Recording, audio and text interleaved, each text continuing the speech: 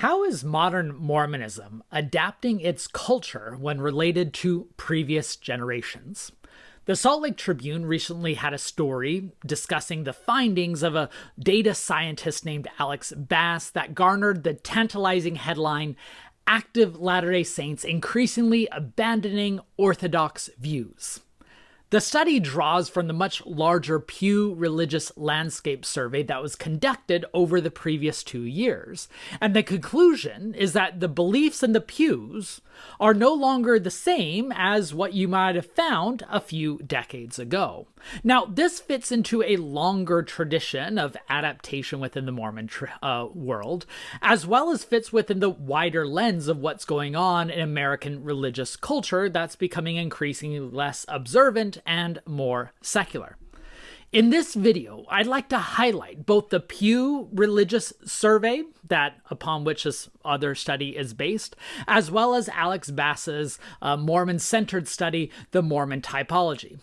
Both studies, by the way, as well as a Tribune story, you can find links to in the video description. But after surveying the Pew study, as well as Bass's clusters of research, I'm then going to provide some background as a historian about how we can place these findings and these recent surveys within the much larger tradition of Mormon adaptation. Every decade or so, American religious history nerds get really excited because we get the latest edition of the Pew Foundation's Religious Landscape Survey. It's a once-in-a-decade study that surveys tens of thousands of individuals and gives us the most complete picture, though of course never perfect, but the most complete picture we can have about what religious society looks like in the United States. The most recent one, released earlier this year, was conducted over 2023 and 2024 and surveyed over 35,000 participants.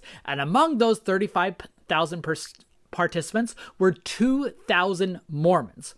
So just like the previous 2014 and the 2007 religious landscape surveys, this is a wonderful attempt to try to peel back the facade of what Mormon practice and belief actually looks like at the ground level. So a few findings. First, on demographics. According to this survey, those who identify as Latter-day Saint, and that's how it's categorized, those who identify, not those who are baptized or are born in the faith, those who identify as Latter-day Saint, it estimates makes up 2% of the United States body. What's significant is that's down from about 2.8% over a decade ago, which in other words, meaning that the number of Mormons likely slightly increase, although it's mostly stagnant, as I'll get to in a minute, but the proportion of America has decreased, which likely reflects the number of people who no longer identify as Latter-day Saint who used to in the past. Now, that body of Latter-day Saints, 2% of the American population, which is still a substantial number, 75% of them live in the Mountain West. Now, again, these are, because it's only about 2,000 Mormons who participated in this survey, that it's not the perfect representation. There is a lot of margin for error.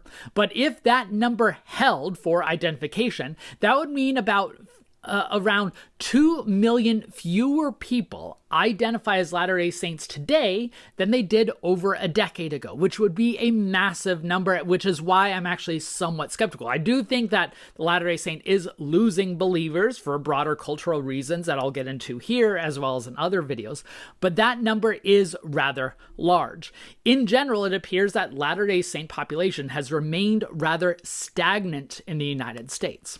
The other major demographic point that I think is worth noting has to do with the gender gap. Now, historically, both within the Latter-day Saint tradition and within the larger American religious sphere, it has always been the case that there are more women than men. This goes back all the way back to the colonial period, where while men dominated the pulpits, women dominated the pews. Women have always been the engine that drove religious traditions. But that gender gap has been evaporating in recent decades to the point to where now it's almost negligible. This is actually one of the takeaways of the broader American religious scene out of this Pew survey, is that that gender gap is no longer longer there.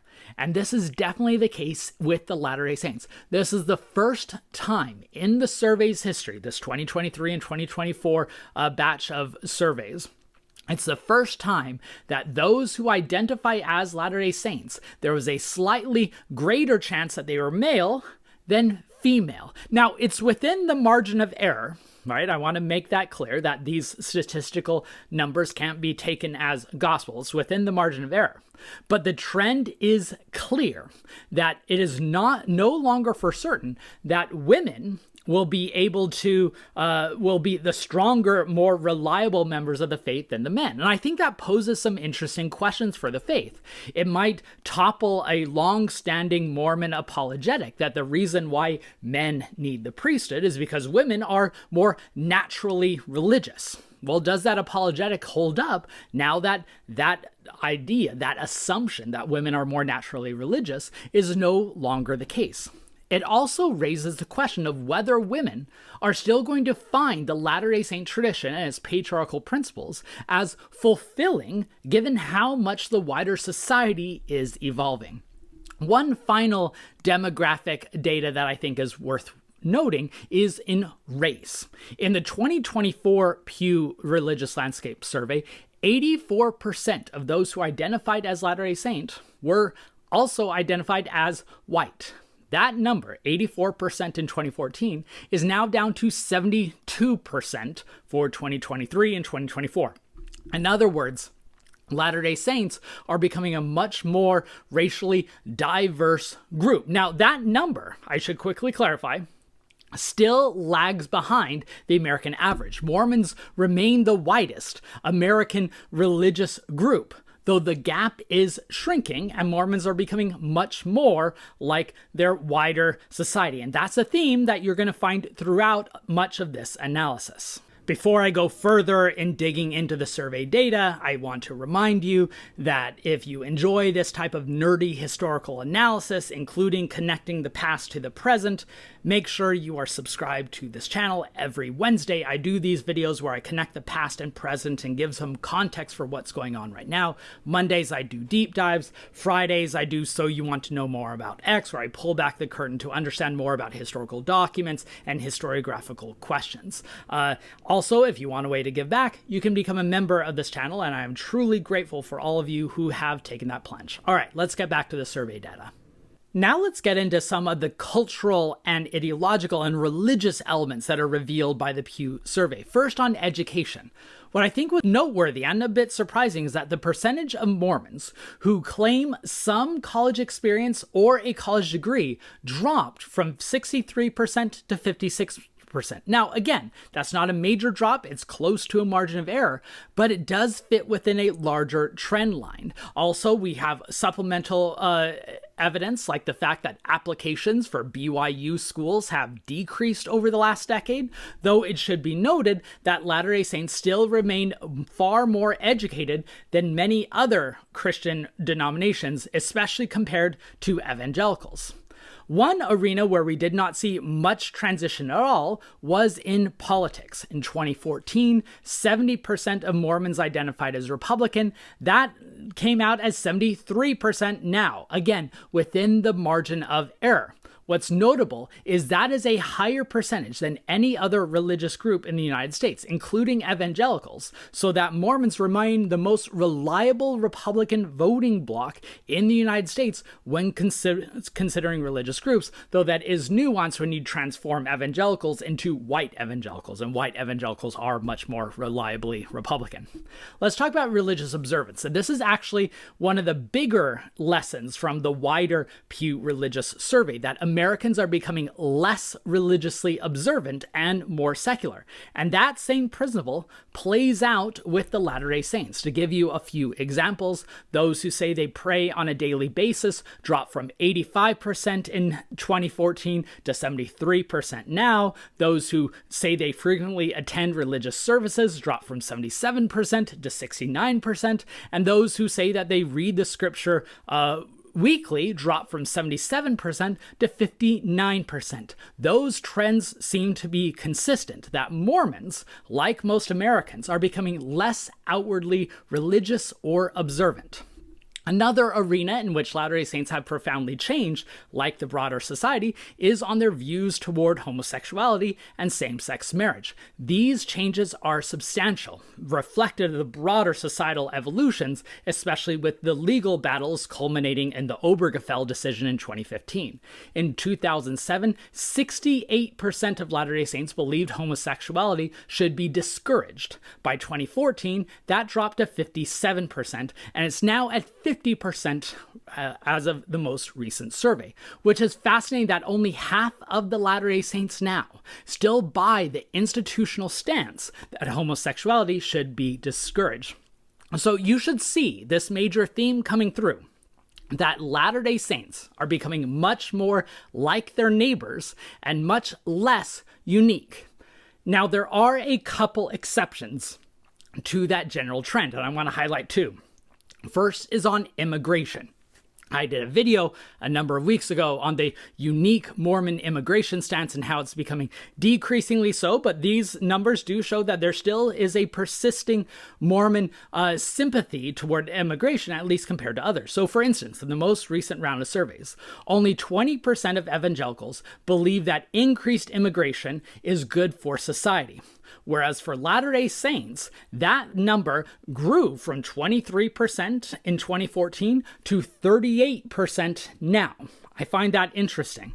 So the LDS are marginally more positive toward immigrants than many of their counterparts. The other noteworthy distinction was on views of evolution. 26% of evangelicals completely dismiss evolution as a background for human development. That number is only 17% about Latter-day Saints. Latter-day Saints are also more likely to embrace evolution than others, which I think is a unique thing that the Mormon view of science and evolution probably deserves its own video that I may do in the future.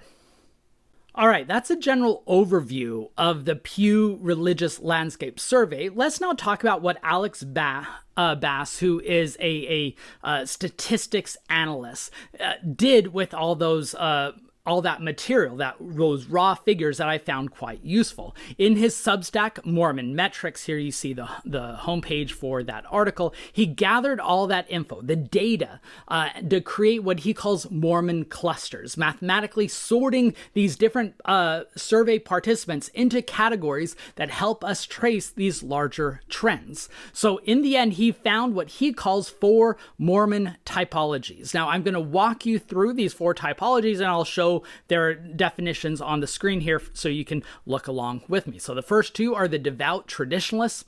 That's what you might expect. Those are the ones who frequently attend church, believe in orthodox ideas, and maintain the belief that the Latter-day Saints is the true and living church, this sense of LDS exceptionalism. The second is adaptive believers. They still believe that they want to evolve and adapt and be able to match cultural currents. They might not be as frequent attendees to church, so they do attend, and they might not fully buy into Mormon exceptionalism, instead being much more pluralist. The other 2 categories are cultural Mormons, those who no longer believe but still have a cultural identification with the faith, as well as the in-betweeners, those who are in a moment of transition. They're probably in a way station to somewhere else, and they don't fully match these different categories. They're rather kind of moving in between them, hence the name.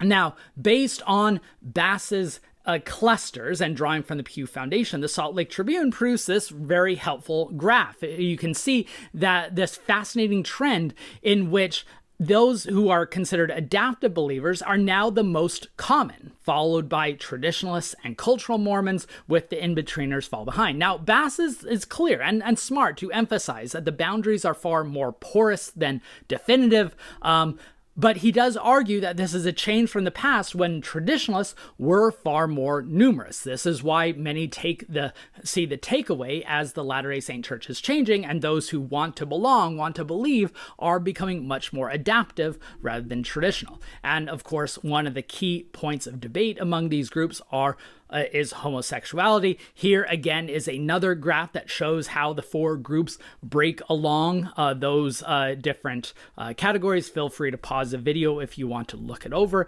And by the way, if you want to read Bass's entire 40-page report where he provides all this analysis. I have a link to his Substack in the description. It's a worth read. I think it captures a lot of the material that was in raw form from the Pew Religious Landscape Survey. So if you'll bear with me, I'd now like to offer a few points of analysis from a historian's perspective, which often, works a little differently from a sociologist or a data analyst, because it emphasizes how it fits within the broader tradition rather than seeing it in a flashpoint or in these careful categories. First, I want to emphasize that this is just the latest example of using survey data at various points in Mormonism's history. In previous videos, I talked about an influential 1935 BYU survey, which showed how young Latter-day Saints were far more liberal and adaptive, to use massive terms, than they would be 40 years later. That should emphasize that the only thing that's constant in the LDS tradition is change, which is why I often shy away from thinking that this is something new, right? I think that we have gone through these cycles, these assimilation versus retrenchment moments. To give you one other example, Richard Pohl, a BYU professor, published an essay in Dialogue, a Journal of Mormon Thought in 1967, in which he differentiated what he called Iron Rod Mormons versus Liahona Mormons, another categorization that fits in many of the same ways, showing that this isn't new. Even more recently, Jana Risa's wonderful book, The Next Mormons, captured Millennial Latter-day Saints that showed some of the same key themes, that they were that the youngest generations of Latter-day Saints, so I guess millennials aren't the youngest anymore. They were the youngest, a couple decades ago. They were much more adaptive, much more willing to drink coffee, less likely to wear garments, less likely to attend church. So we see these common through lines, but just because it's moving in one direction now doesn't mean it might reverse itself. Latter-day Saints, it seemed like there are a lot more adaptive believers in the 1930s, and then there's a retrenchment, and there's more traditionalists, and it goes back and forth. And I will quickly add, I'm often asked the question, what sources do I wish I could get access to in the church archives? Thinking I'd say some historical documents. And there's plenty of diaries and stuff that I'd love access to. I would love access to the LDS Church's survey data over the last couple of decades. Those are, these surveys and questions that are passed out or emailed out to members. It's probably the richest collection of religious observance in America, if not the world. I just wish anyone except for church employees had access to that. But I do think it raises questions of these adaptive believers. Now, there's generally an assumption that because these younger generation are more likely to be adaptive believers, that's a direction they're going to take the faith. But that's based on two assumptions. One, that they're going to remain adaptive, and two, that they're going to remain in the church. Neither of which I think can be assured. There's a chance they may grow more conservative over the years. We've had episodes of that in the past where entire generations harden in their cultural observance over the years. Or they may leave the church entirely, including over that ground rock principle of homosexuality. So will those adaptive believers remain adaptive? And will they remain in the church? I think we don't really know. Historians make horrible prophets, and these survey data are often a snapshot in time, which means we can't know for sure what will happen in the future. So a few concluding thoughts, some takeaway points. Now that I, emphasize that we can never be sure where it's going in the future, let me at least highlight some things we should keep in mind. First, there is a strong trend over the last couple decades that the Pew Religious Landscape Survey captured for America writ large and Mormonism in general, in that people are becoming less religiously observant. They're becoming more secular. Will that continue? I don't know, but this is an example of how Latter-day Saints are actually fitting into broader assimilationist trends, and it seems clear that that's worrying LDS leaders, and much of their rhetoric in recent years has been trying to push back against that anxiety. And second, it is clear that right now there is a large segment of Latter-day Saints, especially from the younger generations, who are much more willing to be adaptive. We see this in examples of how young Latter-day Saints are much more willing to drink coffee, less likely to wear garments, less likely to go on missions, more sporadic in their church attendance. This seems to be a clear trend for now. How it will stay that way going forward, that's up for debate. But at any point, I think it's important to emphasize we have to understand these developments in context, within the broader historical tradition, recognizing that this is not the first time that a younger generation of saints are facing these questions, even if their resulting answers and their conglomerate of practices and approaches may appear new. There is actually some precedent. This is why, as I say in every video, history has never been more relevant than the present, because it reminds us that we've been here before, and it should give some understanding, some context for where we might be going from here. Anyways, I hope you found this video useful. If so, please hit the like button, share it with others so we can broaden the conversation. If you haven't subscribed to this channel, please do so now. And if you want to have a way to give back, consider becoming a member of the channel. It's great to have these conversations with you because history's never been more relevant than it is now, which means these conversations should mean something.